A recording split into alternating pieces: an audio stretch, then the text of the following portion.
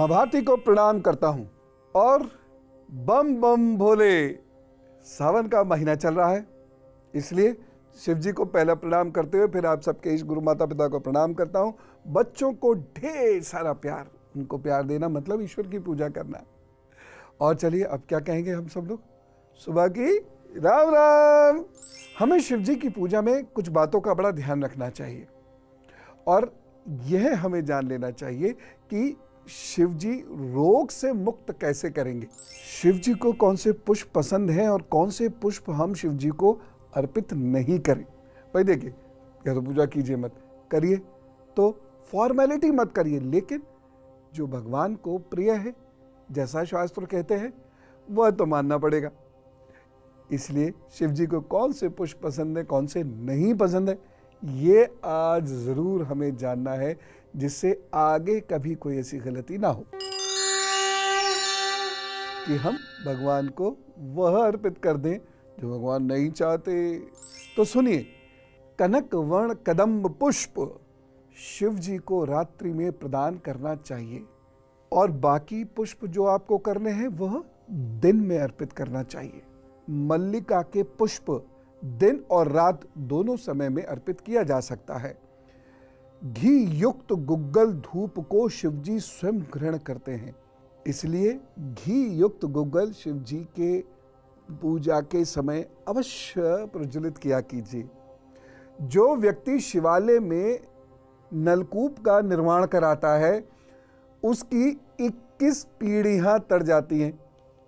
एक बात जरा बहुत ध्यान से सुनिएगा, ऐसे फूल जो छेद युक्त हों, यानी जिसमें छेद हो, छिद्र हो, वो नहीं। जिसमें कीड़े पड़े हुए पुष्प हों, वो नहीं। जो गिरकर बासी हो जाते हैं, वह पुष्प भी नहीं। और जो गंदले हो गए हैं, वह पुष्प भी नहीं। शिव जी को अर्पित करने चाहिए, यानी छेद वाले, गिरे हुए, बासी, ये वाले पुष्प शिव जी को कभी मत चढ़ाइएगा। जो बेल के वृक्ष का दर्शन, स्पर्श और वंदन करता है, उसके पाप नष्ट हो जाते हैं। मैं आपको बता रहा हूं भगवान शिव को कौन से पुष्प चढ़ाने हैं, कैसे चढ़ाने हैं, कब चढ़ाने हैं और कौन से पुष्प नहीं अर्पित करने हैं। और कथा भी सुननी है आपको। पुष्पों के बारे में ब्रह्मा जी नारद जी से कुछ कह रहे हैं, कहा सौर पुराण में। मैं आप तक पहुंचा रहा हूं ब्रह्मा जी का कथन, जो नारद जी ने मनुष्य जाति को दिया, वह अंकित है कहीं और पहुंचा रहा हूं मैं आप तक। एक अर्क पुष्प को अर्पित करने से 10 स्वर्ण दान करने का फल मिलता है और मैं इस बात का पुरोधा हूं। क्यों? हम लोग क्या करते हैं, भगवान को सोने चांदी या सिक्कों नोटों से तौलने की कोशिश करते हैं। धर्म क्या कहता है? भगवान को पुष्प चाहिए, भाव चाहिए, व्यवहार चाहिए, चरित्र चाहिए। और आपके पास जो धन है वह भगवान के असहाय बंदों और इस सृष्टि के अन्य जीवों और वृक्षों की मदद के लिए चाहिए। तो आइंदा से आप ध्यान रखेंगे कि भगवान को सोना चांदी अर्पित करने के बजाय भाव, चरित्र, व्यवहार और पुष्प आदि चीजें अर्पित करके, और जो आपके पास अन्न है, पका हुआ भोजन है और जो धन है, वह भगवान चाहते हैं वो कि उन्होंने आपको इसलिए दिया है कि जिससे वृक्षों की, जीव जंतुओं की, असहाय मनुष्य की रक्षा की जा सके। ध्यान रखेंगे, अगर इस बात का पालन करते हैं तो आप धार्मिक है, अन्यथा। और सुनिए, एक कनेर का फूल शिव जी को अर्पित करने से 1000 अर्क पुष्प के बराबर फल मिलता है। एक बेल पत्र अर्पित करने से 1000 कनेर पुष्प के बराबर फल मिलता है। लगातार बढ़ता जा रहा है। एक शमी का पुष्प अर्पित करने से 1000 बेलपत्र के बराबर फल मिलता है। और एक कुश पुष्प अर्पित करने से 1000 शमी पुष्प अर्पित करने के बराबर फल मिलता है। और एक पद्म फूल पुष्प अर्पित करने से 1000 कुश पुष्प अर्पित करने के बराबर फल मिलता है। एक अपामार्ग पुष्प अर्पित करने पर 1000 दौरोण पुष्प के बराबर फल मिलता है और एक नील कमल अर्पित करने पर 1000 अपामार्ग पुष्प के बराबर फल मिलता है। आप सोच रहे होंगे, बाप रे बाप, ये फूल मिलेंगे कहां? और यही ब्रह्मा जी की सबसे बड़ी चिंता थी, जिसकी वजह से उन्होंने मनुष्य जाति को शिवजी और पुष्पों के माध्यम से एक दायित्व में बांधा। प्रभु को मेरी किसी चीज की आवश्यकता नहीं है सिवाय भाव के, बाकी तो सब उसी का है। भगवान सृष्टि की रक्षा के लिए मनुष्य को उत्तरदायी देते हैं। कितना बड़ा कार्य, इसीलिए कहते हैं कि मनुष्य में भी छोटे मोटे प्रभु होते। अगर ये नहीं पता तो काय की पूजा, किस बात का धर्म। बुरा लगा तो क्षमा। और सुनिए, बंदूक, केतकी, कुंद, यूई, मतंदिका, शिरीष और अर्जुन के पुष्प शिव जी को नहीं अर्पित करने हैं। लिस्ट नोट कर ली? नहीं नोट करी तो फिर बता रहा हूं, लिख लीजिए। ये फूल शिव जी को नहीं चढ़ाने चाहिए। बंदूक, केतकी, कुंद, यूई, मतंदिका, शिरीष और अर्जुन के पुष्प शिव जी को नहीं अर्पित करने चाहिए।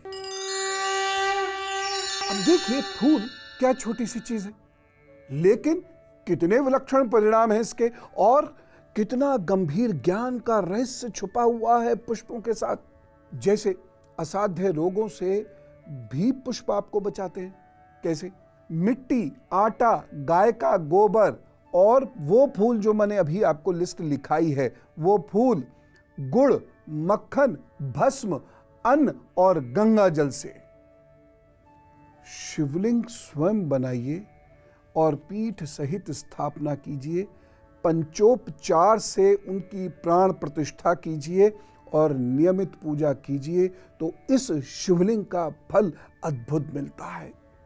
इससे असाध्य रोगों से छुटकारा भी मिलता है, उत्तम स्वास्थ्य की प्राप्ति होती है, मृत्यु तुल्य कष्ट दूर होते हैं। शिवलिंग की एक लंबाई भी निश्चित है। शिवलिंग की लंबाई पूजा करने वाले व्यक्ति के 12 उंगल, जैसे 4, ये 8, ये 12, इतना बड़ा अपनी उंगलियों के हिसाब से नापना है। कम से कम 12 उंगल या उससे अधिक ही होनी चाहिए। शिवलिंग बनाने में गंगा जल का प्रयोग करें या नर्मदा के जल का प्रयोग करें तो अच्छा रहेगा। नहीं मिले तो कोई टेंशन नहीं, सारा जल प्रभु का, सारा जल पवित्र है और हर जल की हमें रक्षा करनी चाहिए। हर जल हमारी रक्षा करता है। ये आप करिए और फिर देखिए इसके चमत्कार। विश्वास रखिए, जो साधना करते हैं फल उनको मिलता है। और अब गुरु मंत्र। श्रावण का महीना है, प्रभु की कथा का श्रवण ना करें, ऐसा कैसे हो सकता है। मैं आज आपको तारकासुर की एक कथा सुनाता हूं। तारकासुर के 3 पुत्र थे, तारकाक्ष, विद्यनम और कमलाक्ष। जब भगवान कार्तिकेय ने तारकासुर का वध कर दिया तो उनके पुत्रों को बड़ा ही संताप हुआ और वह अमृत पाने की इच्छा से ब्रह्मा जी की घोर तपस्या करने लगे। उनकी कठिन तपस्या से प्रसन्न होकर ब्रह्मा जी प्रकट हुए और कहा कि वर मांगो।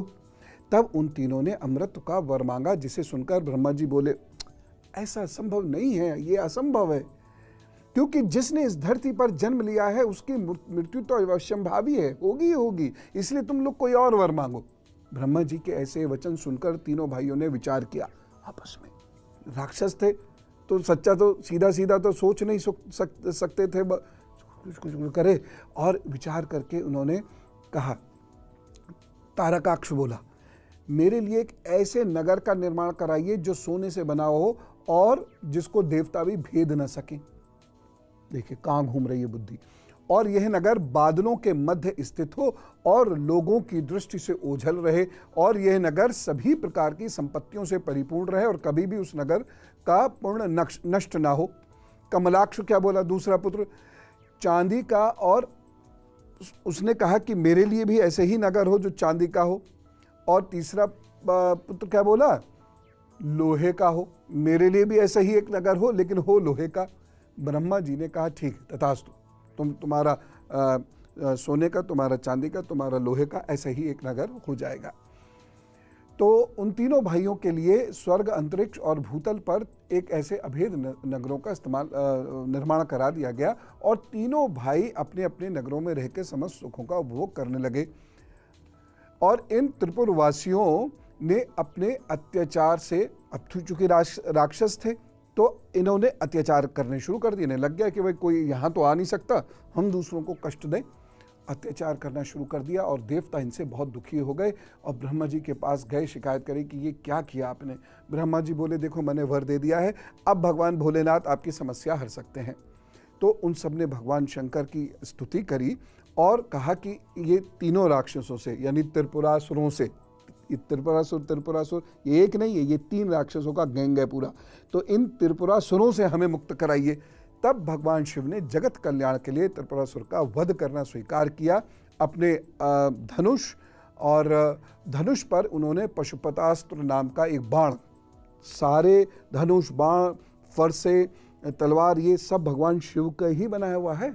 जी हाँ, तो उन्होंने उसका संधान किया जिससे तीनों भाई जलकर भस्म हो गए और उनके त्रिपुर भी, तीनों शहर भी जलकर भस्म हो गए। और इस प्रकार भगवान शिव ने त्रिपुरासुर का नाश किया और धरती को उनके अत्याचारों से मुक्त किया। तो इस प्रकार जो व्यक्ति अपनी असुरी बुद्धि लगाते हैं, असुरी और देवता दोनों मनुष्य के अंदर हैं, तो जो असुरी बुद्धि का प्रयोग करते हैं उनका नाश, एक ब्रह्मा जी या अन्य एक देव यदि वर दे भी दें तो दूसरे देव उसका नाश कर देंगे, क्योंकि हर व्यक्ति को एक डिवाइन लॉ के अंतर्गत, यानी ईश्वरीय नियमों के अंतर्गत ही रहना है। जो उससे बाहर जाएगा उसका नाश होगा। कल मैं आपको शनि के बारे में बताऊंगा। तब तक बम बम भोले, राम राम, नमस्कार।